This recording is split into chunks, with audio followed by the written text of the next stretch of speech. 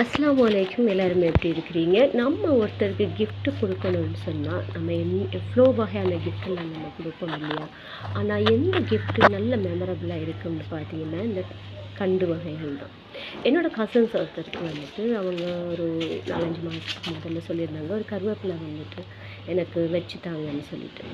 அப்போ நானும் சட்டியில் எடுத்து ஒரு கருவேப்பிலை கண்டை வச்சுட்டேன். இப்போது 2 நாளைக்கு முன்னாடி சொன்னாங்க ரம்பை வந்து வச்சுட்டாங்க அப்படின்னு சொல்லிட்டு.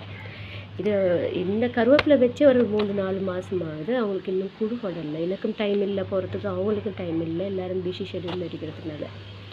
அப்போ நான் இன்றைக்கி தான் எனக்கு நினைப்பு வந்துச்சு. சரி ஓகேன்னு சொல்லிட்டு ஒரு ரம்ப கண்டில் எடுத்து வச்சுட்டேன். நீங்களும் யாருக்காவது நல்ல மெமரபுளான ஒரு கிஃப்ட்டு கொடுக்கணுன்னா இந்த மாதிரி கிஃப்ட்டுகளை கொடுங்க. ஏன்னா எந்த கிஃப்ட்டும் கொடுக்கும்போது தொடச்சி வைக்கவோ இல்லை அதை திரும்ப எடுத்து பார்க்கவோ இப்போ யாருக்குமே டைம் இல்லை. ஏன்னா எல்லோரும் வேலை பிஸின்னு இருக்கிறாங்க.